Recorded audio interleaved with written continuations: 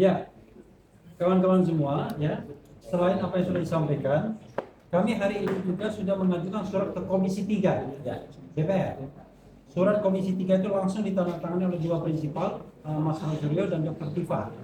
Kami meminta dalam kesempatan ini perhatian kepada Komisi 3 DPR sebagai lembaga representasi rakyat. Jadi kami meminta agar Komisi 3 menerima kami untuk rapat dengar pendapat umum. Sebenarnya ini sudah kami ajukan tanggal 15 Januari. Sampai sekarang Februari, Maret, April, sudah 3 bulan lebih tidak ada tanggapan dari DPR. Padahal selain surat kami juga melakukan approach pribadi kepada Ketua Komisi 3, tetapi sampai sekarang belum ada tanggapan. Kita tidak tahu apakah bagi Komisi 3 kasus ini tidak penting. Kalau tidak penting, kenapa kemudian menyedot perhatian publik yang luar biasa? Kami juga tidak tahu apakah bagi Komisi 3 kalau mereka mengadakan intervensi. Padahal kasus-kasus itu banyak sekali yang kemudian dibicarakan di Komisi 3 DPR. Jadi sekali lagi kami minta Komisi 3 memberikan waktu kepada kami untuk mengajukan potensi pelanggaran hukum yang terjadi dalam proses penegakan hukum di mana Mas Roy Suryo dan Dr. Tifa menjadi tersangka. Itu yang perlu kami sampaikan. KIP tadi sudah. Ya, lanjut. Tadi saya sudah menyampaikan soal kemungkinan kita mengajukan permohonan, bukan kemungkinan, rencana ke Komisi Informasi Pusat. Ya. Karena 709 dokumen itu kami pengen tahu apa saja isinya. Kami tidak minta semua itu 709 full, tapi kami minta daftarnya saja. Karena dari situlah kita akan tahu siapa yang sesungguhnya pernah bersekolah di UGM. Apakah Joko Widodo yang itu orang lain? Apakah Joko Widodo yang berkumis, yang berkacamata, yang hidungnya mancung? Atau Joko Widodo yang sebenarnya agak tipis rambutnya, belah pinggir, tidak gondrong, dan lain sebagainya. Jadi sebenarnya sekali lagi saya sebenarnya mengulangi, kalau Presiden Prabowo berkenan sesungguhnya bentuk fact finding tim pencari fakta untuk menelusuri tidak hanya soal ijazah mantan Presiden Jokowi, tapi latar belakang dan asal usul terkait dengan ijazah juga tentunya. Karena kami menengarai ada hal-hal yang perlu digaris bawahi mengenai asal usul yang bersangkutan. It could be possible, mungkin ada mahasiswa UGM yang bernama Joko Widodo, tapi cuma tamat satu muda dan barangkali berbeda dengan apa yang kita pahami sekarang sebagai Jokowi. Tapi sekali lagi itu baru dugaan. Karena itu agar tidak menduga-duga, yang paling sahih adalah ada fact finding team itu. Karena ini sudah di luar proses berpengadilan sesungguhnya, tapi lebih pada bagaimana proses mencari kebenaran. The last but not least, sebelum kita mengundang topi merah, ini ada temuan Mas Roy Suryo mengenai Garhaj Adam atau lainnya. Silakan Mas. Oke. Terima kasih. Assalamualaikum warahmatullahi wabarakatuh. Ya, jadi untuk penegasan, ini sesi pertama yang nanti akan kita lanjutkan dengan sesi kedua. Dan di sesi kedua, kenapa harus dipisah? Karena kebetulan lawyer yang untuk mendampingi saudara topi merah itu memang tidak dari Troya.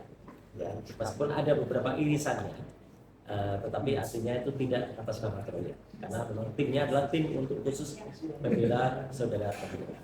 Nah, yang pertama yang ingin saya sampaikan, saya sangat mengapresiasi sekali lagi apa yang Troya lakukan terhadap saya dan Dr. Tifa, karena itu semua adalah mewujudkan bahwa kita tidak boleh serampangan, kita tidak boleh sembarangan menerapkan undang-undang, terutama undang-undang ITE, ya, yang itu sudah 2 kali direvisi. Undang-undang ITE nomor 11 2008 direvisi pertama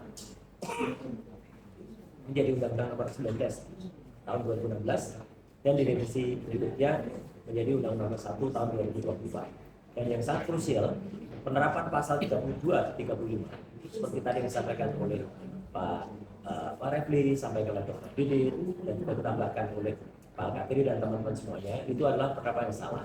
Maka dari itu kami kemarin mengajukan beberapa langkah, termasuk ke Mahkamah Konstitusi, kemudian ke berbagai tempat. Dan itu semua masih ongoing, masih dalam berjalan. Intinya apa? Kalaupun ada narasi di mana kami menyatakan ini harus dihentikan demi hukum, bukan berarti kami menyerah. Sekali lagi, itu penting banget. Jangan salah pun, jangan kemudian diplesetkan karena termul ya. Termul itu kan saya paling suka itu ketika Pak JK mengucapkan itu termul itu. Nah itu ya, itu bagus banget ya. Terima kasih Pak JK, hormat kami. Ya. Itu apa? Karena mereka sering memelesetkan, dikira menyerah gitu. Kenapa nggak ada RJ? Justru RJ itulah yang menyerah kalah.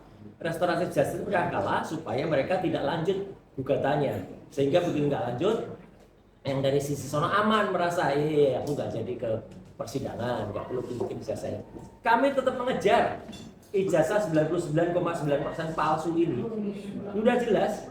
Cuman memang forumnya tidak pada saat forum ketika pengadilan untuk kasus pencemaran nama baik dan fitnah, bukan di situ forumnya. Coba teman-teman sekali lagi bayangkan.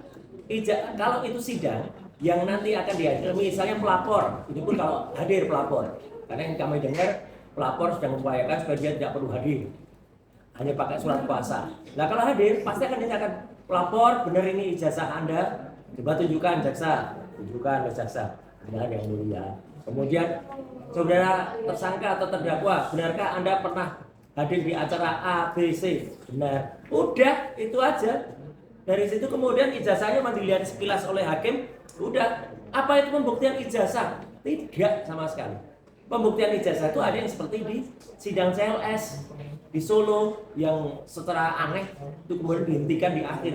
Penghentian tidak kompetensi dan sebagainya itu harusnya di depan, tiba-tiba di belakang. Makanya Tokham juga lagi mendampingi para purnawirawan TNI untuk terus dengan CLS dan jangan mangkir lagi dari sidang CLS yang ada di Jakarta Selatan, karena itu untuk menguji ini. Jadi kami akan yakinkan bahwa yang namanya pengejaran soal ijazah palsu ini terus dilakukan. Nah kemudian apa? Kami terus menyampaikan ya Mas Refli dan teman-teman yang lain bahwa kenapa dukungan sebelum nanti kita bicara detail soal topi merah, kenapa dukungan saya ada terhadap yang karena ini untuk menjawab peristiwa persis seminggu yang lalu. Jadi seminggu yang lalu itu ada peristiwa bagus di salah satu TV swasta yang mikrofonnya ada di sini. Sekali lagi terima kasih ya. Yang waktu itu kita bongkar habis orang yang awalnya bilang saya akan menelanjangi. Tahunya dia sendiri yang telanjang. Ya. Jadi artinya apa? Ya ditelanjangi oleh statement-statementnya sendiri. Bahkan terima kasih TV yang bersangkutan malah sudah nulis nih, membuat liputan bagus nih. Jejak digital Prismon. Wah ini bagus. Teman-teman nonton aja itu. Ya, itu ada banyak tuh statement, termasuk dia statement soal saya akan gugat 126 triliun kepolisian kalau tidak bisa membuktikan. Mana sekarang? Buktikan, malah kamunya balik badan ya. Itu buktikan. Kemudian juga nanti akan dikejar. Soal ini malah justru dia termul sendiri. Soal ijazah palsu dan juga soal surat kematian yang ada di dia. Itu harus dikejar. Dan seminggu yang lalu itulah makanya ketika TV yang bersangkutan menampilkan ini pada jam 8 lebih 8 menit ya. Kemudian itu menit ke 49 kalau ada rekaman YouTube-nya, dia sendiri mengatakan silahkan dianalisa dan ini terbuka. Nah begitu kita analisa dan ini bukti ya bahwa gambar tadi itu tertayang di TV. Jadi ada hostnya Mas Aiman dan kemudian ini si Dokter Rizwan Hasyolan Sianipar M. Nah, itu dengan kemudian katanya minta dipanggil begitu ya. Momon kan kalau dipanggil si Momon marah katanya. Ya. Itu jelas betul bahwa di situ tampak adanya kesalahan. Kesalahan antara lain adalah munculnya tulisan atau kemudian yang disebut sebagai apa namanya microtext itu ya, microtext atau kemudian itu yang disebut ada tulisan bukan Universitas Gadjah Mada tapi Universitas Gadjah Mada. Nah, itu fakta ini loh. Ada screenshotnya persis. Jadi bukan hanya dari gambar. Nah itu nanti detailnya pada bagian kedua ketika kita jawab soal hukum yang ada. Tapi yang jelas apa? Kemudian itu terjadi karena ada sebuah WA, meskipun ini apa namanya nomor pribadi yang nanti kita bahas ya, yang itu dikirimkan kepada yang bersangkutan pada topi merah. Nanti kita bahas. Perlu tidak kita jawab, tapi yang jelas saya minta izin kepada Bang Refli dan juga kepada Troya, Tokhom, dan kemudian kepada TPDT bahwa saya akan mendampingi Topi Merah ya di dalam kasus, dan saya bersedia menjadi saksi karena saya ada di tempat ketika kejadian di lantai 3 gedung Ainus itu. Pak Refli juga ada itu ya, dan teman-teman lain juga ada ya. Iya gitu, bahkan beliau mengundang Topi Merah. Kemudian salah satu penasihat hukum yang nanti akan terlibat di dalam itu adalah juga hadir waktu itu bicara juga di acara rakyat bersuara. Ada 2 sebenarnya, satu bicara di stage di panggung, yang satu bicara juga di floor ya. Jadi temuan terbarunya kami apa? Yang namanya Gajah Adam ini sekali lagi itu kalaupun itu disebut sebagai sesuatu yang resmi dari UGM, kita tanya keputusannya mana? UGM kalau itu menyatakan itu resmi, itu Microtech pengaman ya, ada nggak? Jangan buat keputusannya mundur. Kemudian saya belum akan bocorkan di sini ya. Posisi tulisan Gajah Adam itu di antara tulisan Gajah Mada itu tidak sama dengan ijazah yang disebut-sebut itu ijazah dari Joko Widodo. Dan Topi Merah juga sudah membuktikan dengan menggunakan program yang sama tidak muncul ya tulisan-tulisan ini. Jadi artinya tulisan-tulisan ini tidak muncul kalau digunakan rumus yang atau hitungan yang ada pada lakukan oleh si Risma. Jadi sekali lagi kita tetap tantang dan jangan coba-coba ada orang-orang yang kemudian ikut ribut juga sok-sok melakukan UGM. Ada tuh satu orang itu ya, namanya Andi Asuwan itu ya. Iya loh, namanya itu kok protes Andi Asuwan ya. Namanya itu dia bukan UGM, bukan apa, nggak ada legal standing, dia ikut aja ribut aja dan mengatakan saya dapat dari bela agama bela UGM. Apa yang dia hadirkan itu adalah bukan foto asli saya yang motret sendiri ada di tempat. Dia hanya dapat dari orang lain, dan gaya aja. Ya maklum lah kalau pendidikannya D3 sastra itu ya kayak gitu orangnya. Oke, saya kira itu dulu ya Mas Refli supaya nggak terlalu panjang di sini. Yang jelas saya berterima kasih dan mendukung penuh upaya dari Troya untuk menindaklanjuti di Kejaksaan, kemudian di Komnas HAM, kemudian di Irwasum dan tempat-tempat yang lain. Dan juga apa yang kita perjuangkan, apa yang kita cari itu adalah soal etika. Jadi kalau ada orang bicara panjang lebar tapi etikanya nggak ada, itu namanya dia nggak punya etika. Termasuk ada ini lawyer yang tiba-tiba bersama-sama kami yang kemudian disalami oleh Mas Refli. Saya kenal baik dengan ini tapi ketika belok kemudian tidak ngasih tahu. Nah itu namanya pelanggaran etika.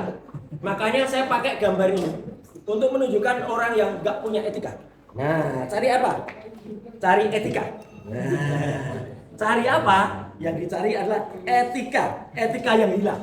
Jadi di sini udah banyak etika yang hilang, termasuk etika dari para kuasa hukum yang di sono, yang harusnya dia akan diadukan lagi ke dalam komisi etik ya, atau ke dalam dewan etik di organisasinya.